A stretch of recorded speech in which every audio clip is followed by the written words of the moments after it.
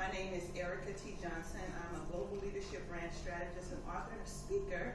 And of course, I am an engineer by profession as well as degree.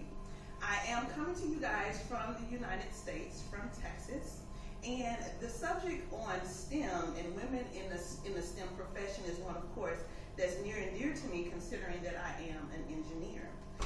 I had the opportunity last year, and I'm just going to kind of tell you guys a few stories as well as just kind of give you some tips and some information as we just move along in this journey. But I had an opportunity last year in November to be featured in an international diversity magazine. And not only to be featured, but to also get an opportunity to tell my story. And the topic was focused around pioneering women, and what I really specifically dealt with is how we can get more, create a gateway to get more African American women into engineering. And it really had me thinking about last year. There was a movie that came out called Hidden Figures. Is everyone aware of that movie? Did you guys get a chance, the opportunity to see that movie? Well, what it did, it chronicled the journey of 3 women who worked for NASA, and they were opening the gateway for other women in science and mathematics. You had one who was a mathematician, who they also called a computer. You had another one who actually began coding the IBM, and then the third one was actually an engineer. And it just chronicled their journey in engineering and just really the struggles that they had to go through.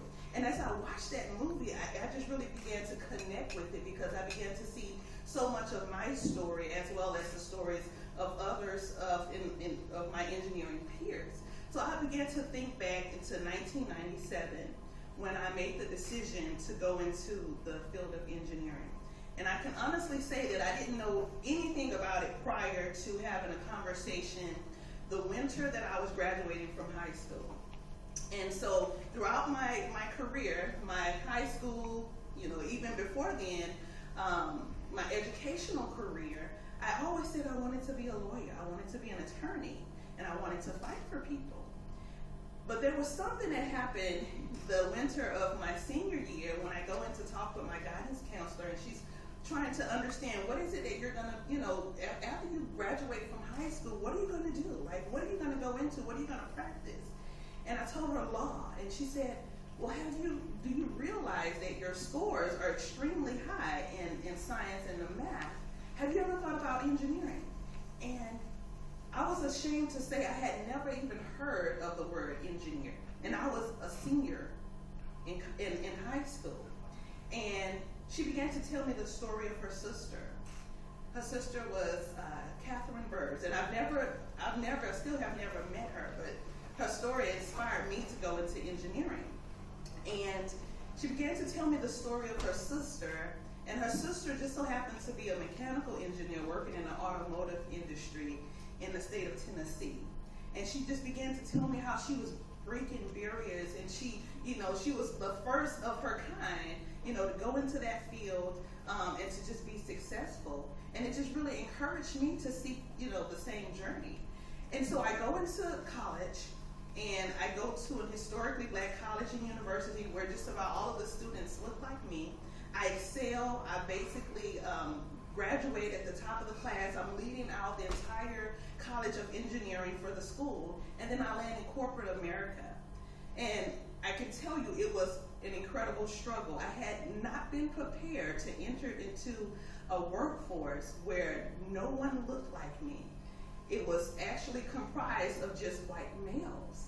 And it took me, and I said, I tell this story, and I said, just to be honest, it took me 5 years to really get acclimated into, what it all looks like. How do I actually succeed? How do I actually apply myself and be successful? Because what I found, nobody wanted to mentor me. No one was willing to share the tips and the secrets and the unwritten rules. No one was looking to take me under their wing and show me what I should do. And so initially, right off the bat, I was faced with some biases. And they kind of sounded a little bit like, well, she's incompetent. She's kind of apathetic. Like, she really doesn't fit in. Like, why did we hire her? And I knew deep down within that I had the technical ability. I had the leadership ability, but there was something that was missing, and that was really that confidence to really advocate and to speak up for myself. And so what ended up happening was those 5 years I felt miserably. But it wasn't until I understood that there needed to be a shift in my mindset while I was waiting for someone to mentor me, while I was waiting for someone to tell me all of the unwritten rules, while I was waiting for someone, to tell me how to get things done in the office and the politics. I decided, okay, you need to figure this out. And I began to get this download. I just know that it was something that was divine, that was downloaded into me. And I began to get very clear direction on how to be more visible and how to show up. So I went from being considered the low performer in the organization to being the most respected, where in 2010, where the organization was going through layoffs, I was the only individual that got an opportunity to leave the facility and to go into, to actually be promoted into a global role where I began to bring consensus across the facilities in the U.S., in Canada, and Singapore, as well as in Europe. But it took the fact that I had to understand that I had to begin to advocate for myself, and I had to begin to be more visible. And it made me just really think about just barriers that women face. I'll tell you this quick story. I can remember one of my girlfriends, because when I graduated from college and went to work for this huge oil and gas company in New Orleans, Louisiana, I was one of 2 black female mechanical engineers for that entire facility. And there was a manager there that, the manager sometimes would get around and they would joke. And there was one manager who said, a female engineer? Really? That's an oxymoron. And I'm thinking to myself, that was a bias just right off the bat. Women cannot be engineers. Women cannot be innovative. Women cannot, decode data and develop something that's productive. And I thought that to be very strange. And so I remember repeating that story to, another manager just to kind of gauge where he was. And I said, yeah, I heard this story, and I told him the story, and he laughed, and he said, well, that is true. And I'm thinking, what would actually give these individuals, where they would actually think that something that was just that was so poorly said, so poorly thought of when it comes to women, what would give them the audacity to say things like that? And so I began to really be on a journey of helping other women and advocating for other women and sharing with women, how do you be visible? How do you stand up for yourself? How do you make sure that you're holding management accountable to ensure that you're developing and that you are getting the opportunities that you deserve based on your competency, based on your skill set, your knowledge, as well as your experience? I just so happen to look at some statistics from the Bureau of Labor statistics, and it began to report for the fields of engineering as well as architecture. In 2009, 23.6% of the workforce were women. By 2016, it had dropped to 14.2%. So that was very clear that we are actually in a decline. As fast as these women are entering into the STEM pipeline, they're exiting as well. And there, in my mind, I know there's a number of reasons, but let me share a few barriers with you that I know to be true. So one of them is called the glass ceiling mentality. Have you heard of that? Right? Which is is called or considered an invisible barrier. But it's basically where you have a woman who has all of this potential, but she gets to a point in her career where she just tops off and she can't go any further. And my thoughts about it is, it's not necessarily that she doesn't have what it takes to get to the next level. It's that next level that's looking down and they see that glass ceiling that they've already decided that she's not going to go any further. The next one is called the glass cliff. That's the second barrier. Have you heard of that one? Okay. And I think this was done as part of a study in Europe.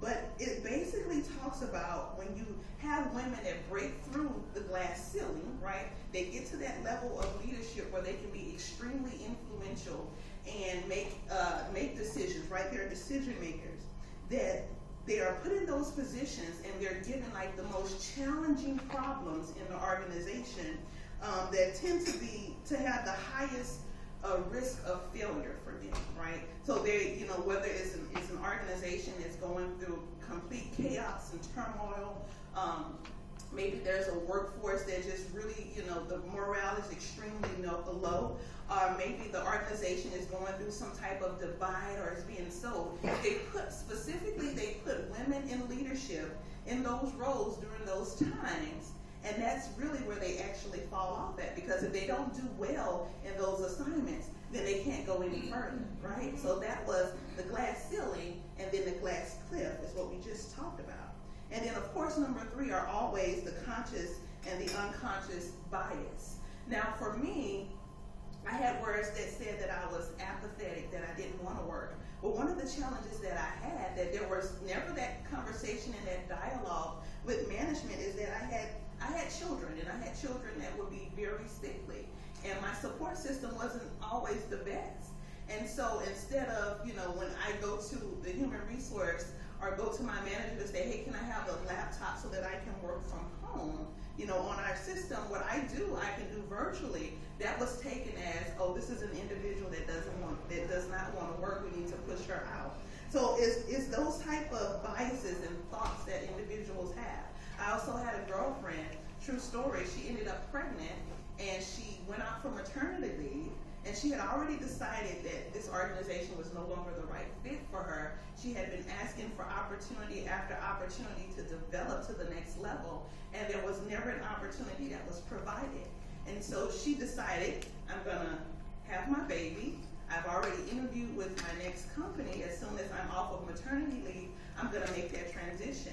So she comes into the office, and she's talking to her manager, and she tells her manager that she's given her 2 weeks notice, and he never asks her for a reason. And then he just assumes. He says, oh, I understand, so you just had your baby, so you're going home to take care of your kids. And she said, okay, and she left. And I'm thinking, so you didn't tell him any different? She said, no, he had already decided that, I was going to be a stay-at-home mom, so I would let him go ahead and continue to think that, but I'm going to work over here. I'm going into a management role, and she's actually flying high now in a totally different organization that was the right fit for her. So that's conscious and unconscious biases. It's an unfair judgment that individuals have of you when they've not even given you the opportunity to prove them otherwise. Then number 4 is the failure to fit into the old boys network. Now, the old boys network for us is really that network where when there's opportunities that's out there, these are the individuals that are going to make sure that you know about them. You don't even have to apply. They're going to suggest, and they're going to make room for you to get into those positions. But because, unfortunately, a lot of times us women don't have those connections, which I would love to call as sponsorship, we don't get those same opportunities. And so we miss those opportunities to really go to that next level, because there's no one that's advocating and making room for us and speaking for us when we're not in the rooms, and know of opportunities and say, you know what, I think Erica would be a good fit for that opportunity. There's a challenge for women to have that experience as well. And another barrier is underestimated ability. Women, technically sound, have everything that's necessary, qualified, and a lot of times overly qualified, and yet and still they don't have those opportunities. It's that same mentality that comes in, that women aren't good engineers, that women can't be good engineers, women can't be innovative, women can't change the world through innovation and technology. And then there's exclusion from opportunities with equal influence as your male counterpart. It's when you're going up for an opportunity, and there's your male counterpart who's also going for that same opportunity, but because he's a male, he gets that opportunity. And then number 7 is an inability to be authentic. And being a woman of color, this is one, a black woman, this is one that I often struggle with, because for black women in the corporate space, in engineering type roles or STEM type jobs and opportunities, Black women have always had to be less assertive to be considered as not being aggressive, right? So with me challenging you or asking you questions, you know, if a manager says, I need you to take care of this or do that, if I begin to ask questions, a lot of times it's considered as, oh, she's not on our team, oh, she's being combative, oh, Black women are so loud. And you find yourself, and I found myself on several occasions, pulling back to prevent from just constantly engaging because of the negative impacts that has had on my career prior, and that I've known of several other women that's also had that same struggle. So the barriers again is the glass ceiling mentality, the glass flipped, conscious and unconscious bias, failure to fit into the old boys network, underestimated ability, exclusion from opportunities with equal influence as your male counterparts, as well as an inability to be authentic. And so with those type of barriers and challenges that you have, you want to think about the solutions. And so I leave you with these 4 solutions. I need you to seek out mentorship early in your career and get with those individuals that are willing to share with you the politics on how things get done in the office. What are the unwritten rules? What are the things that are kosher for me to do and the things that I should not do? The next thing, I want you to train on pertinent soft skills. Don't just be technically sound. Don't just be that individual that's working behind the computer, that's doing all of the work, but not engaging the individuals around you. I need you to learn negotiation skills. I need you to perfect your leadership skills. I need you to work on your visibility as well as your strategic thinking. And then connect with professional organizations that help you build community and where you can share experience. And lastly, lead initiatives within your organization that help the organization to be more inclusive. Thank you.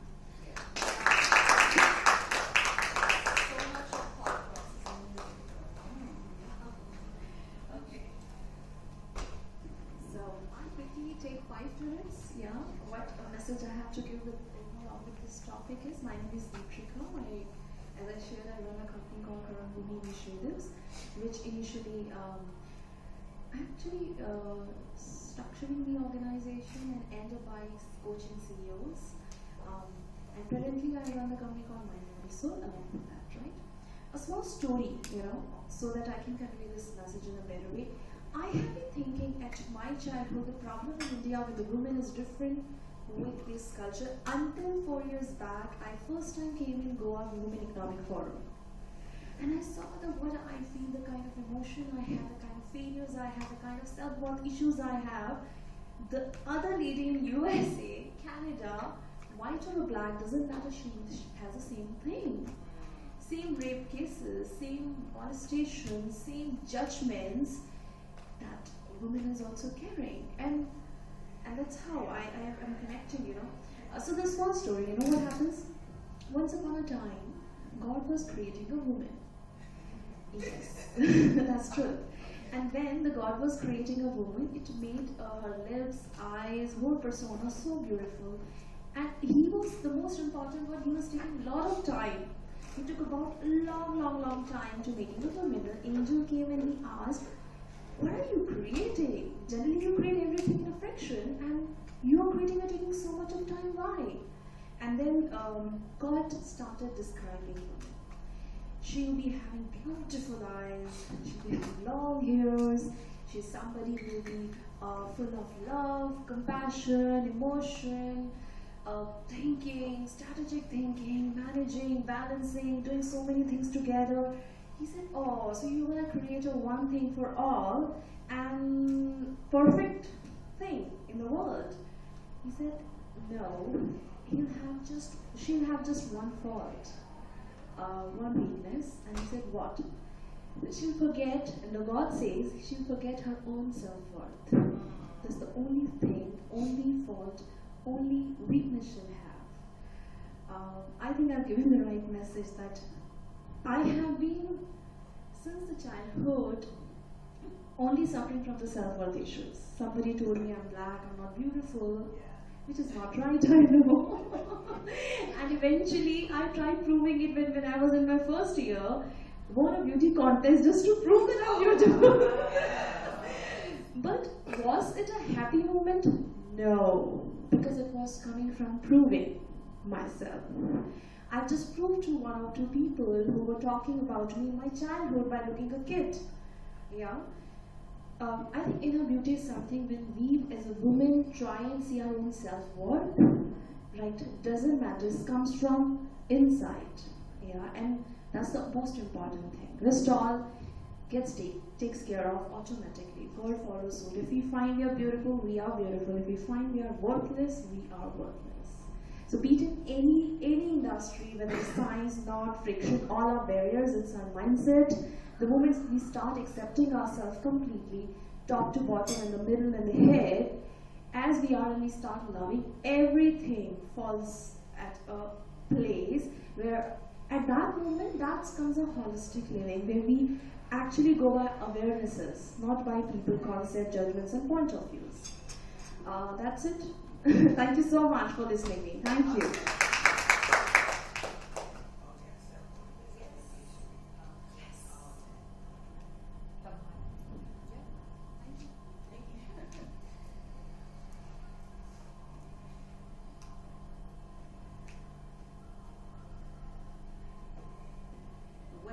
To go after these two ladies.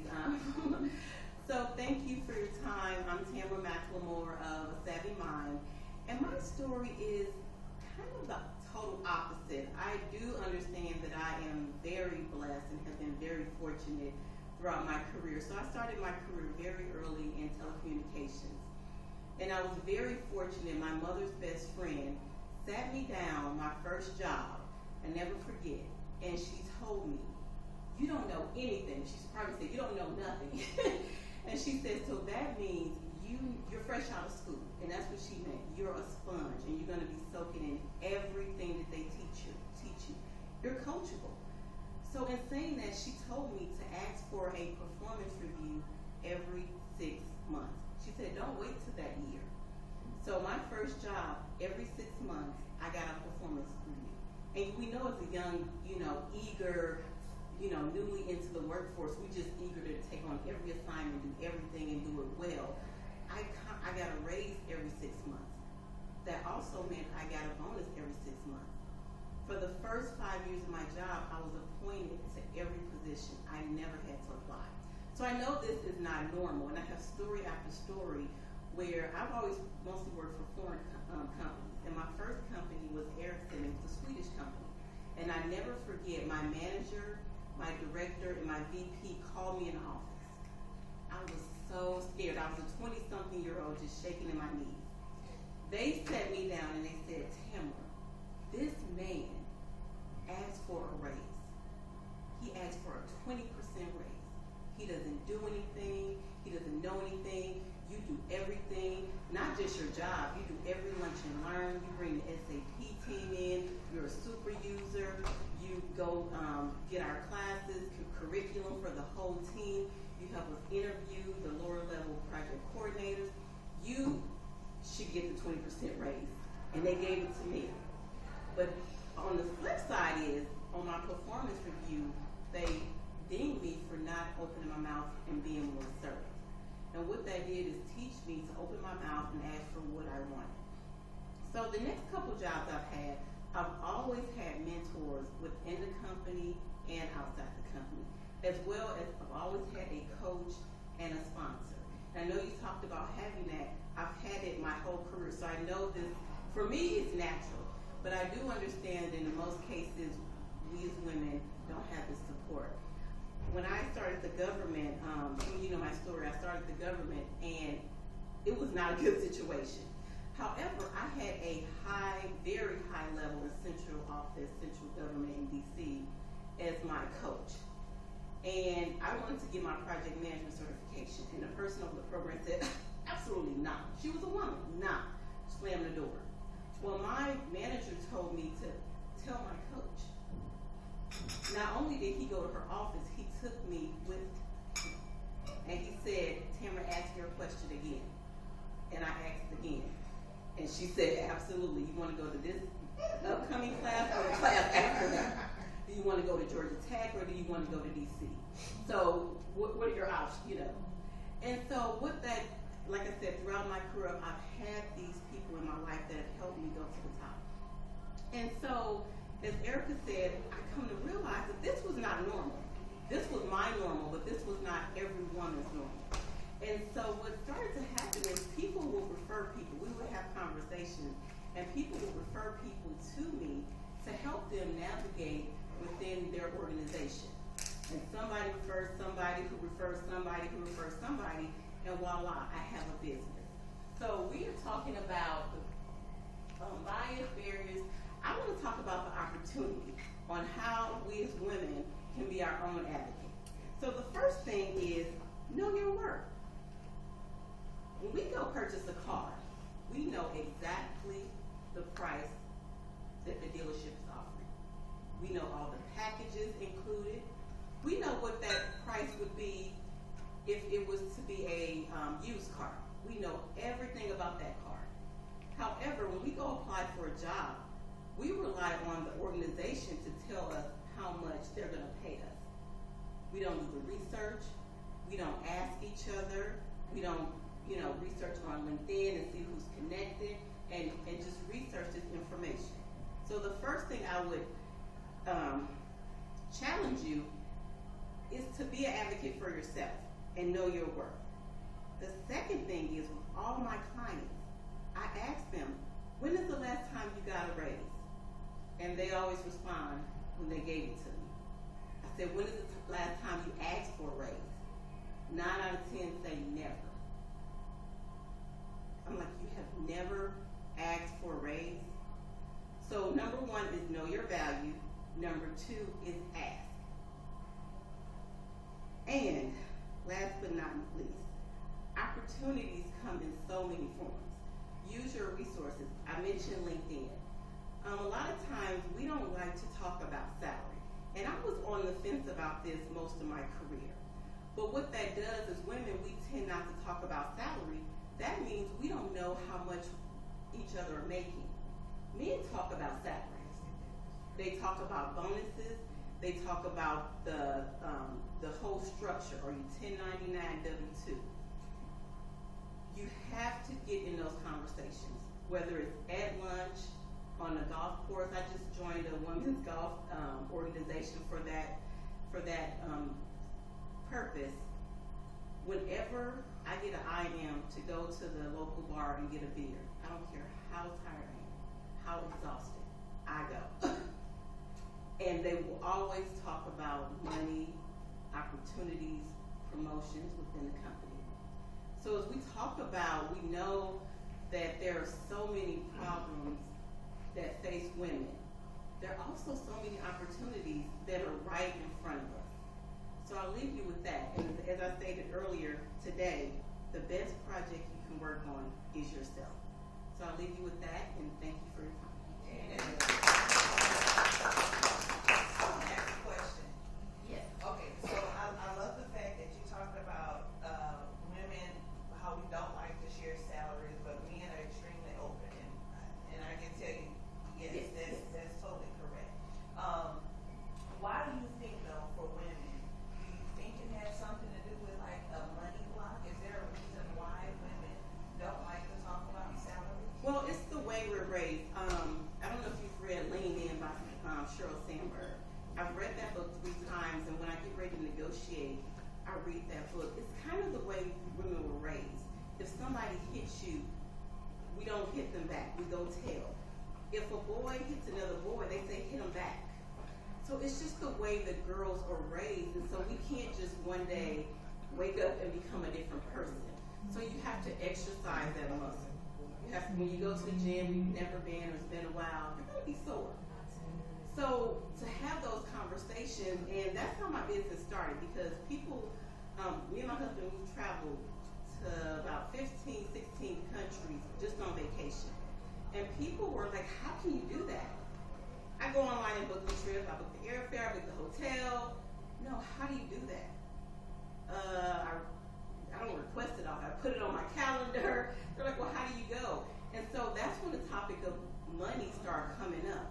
Well, how can you afford to go? Oh, Yeah. that was the question. But they could not ask it. That question. Until I had to figure out, and because this person, I knew them, I knew that they didn't feel comfortable asking. So I met them halfway.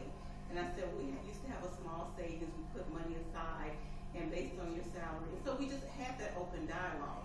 And also the government kind of helped me with that too, because I was a GS.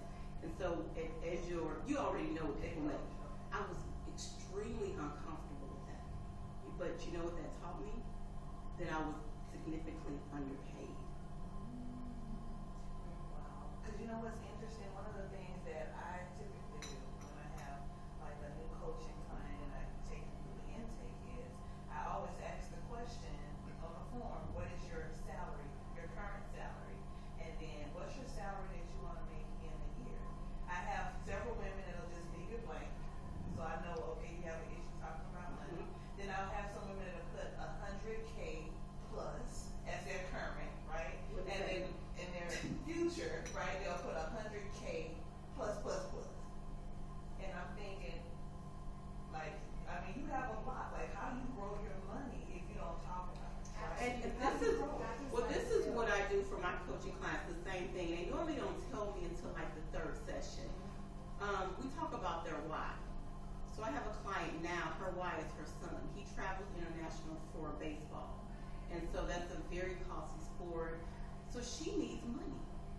So whenever she kind of gets closed up, I bring up her son Xavier. And then she'll open up. And I don't want to tell her business, but she lives with her sister, you know.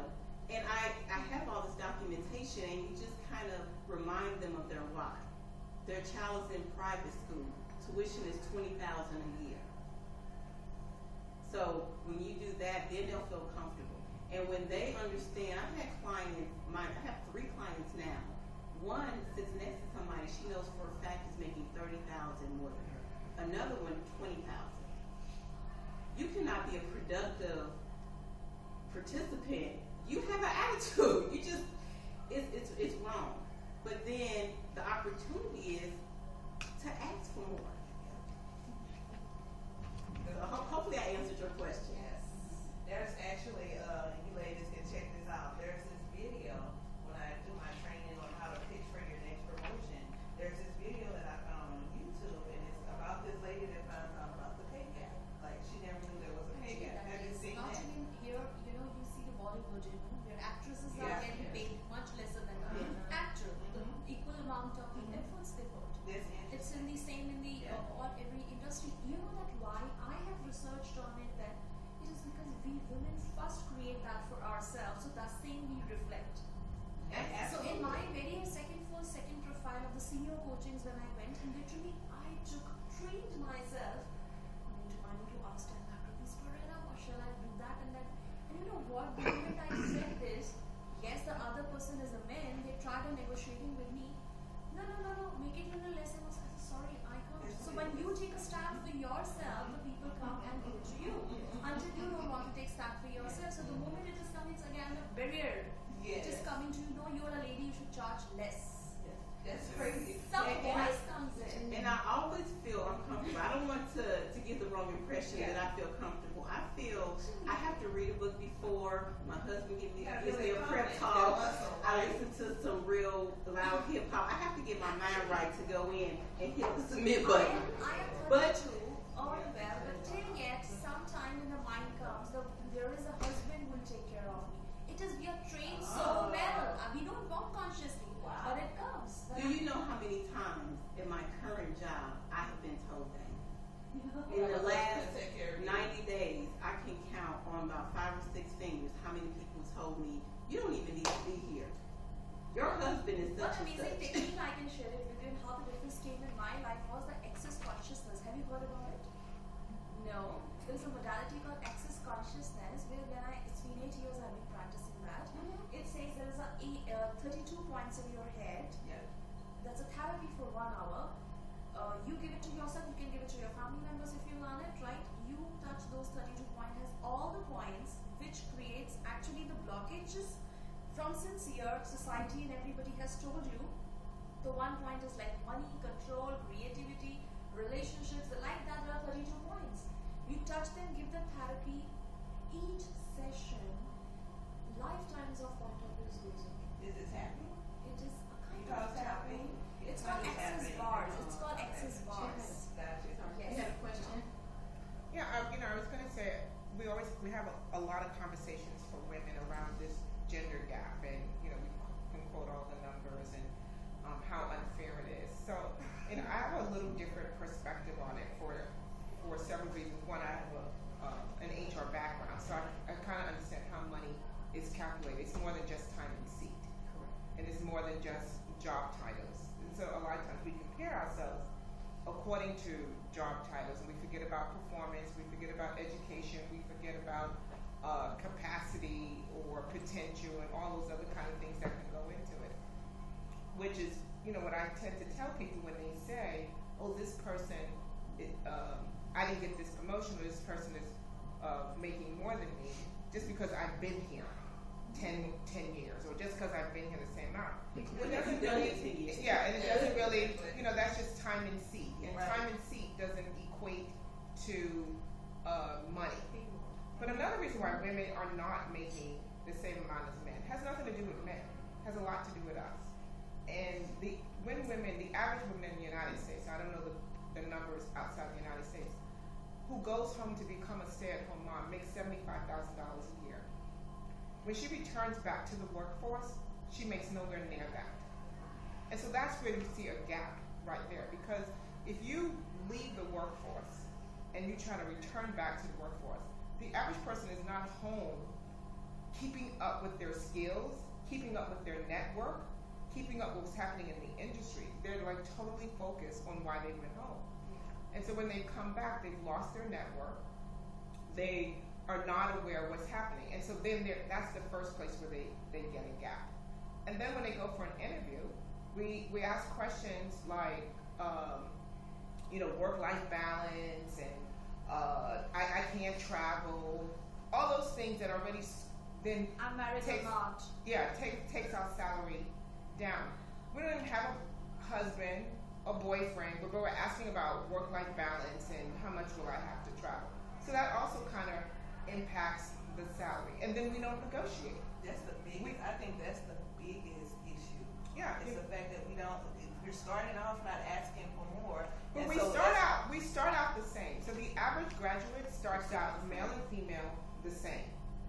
It's the next raise is where we lose out. Exactly. So we start out together, and then when the time comes for a raise, we're like, oh, thank you for my 3%. Exactly.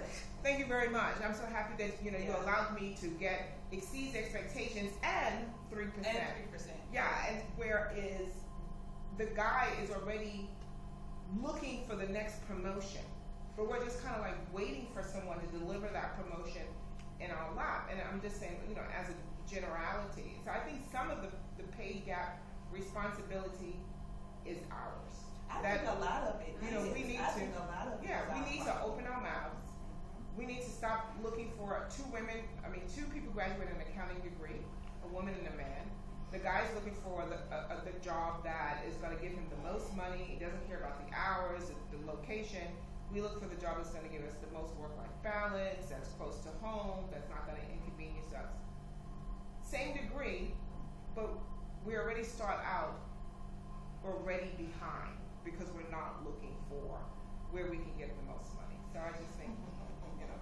Well, what was interesting when I was saying earlier about that YouTube video was that it was payday, and so the reenactment was someone was delivering the paycheck to the woman was sitting on one side of the cubicle, the man was sitting on the other side, and he was like, oh, wow, $1,075. She said, wait, you make $1,075? He said, yeah, how much are you making? She's like, oh, only 78% of that. And what she did for the rest of the enactment is she tried to give 78% of work value to say, hey, I'm giving all of my work value, you only pay me 78%. But I felt like that was a very passive-aggressive way of addressing the problem, instead of her just saying, going to her boss and saying, hey, these are the things that I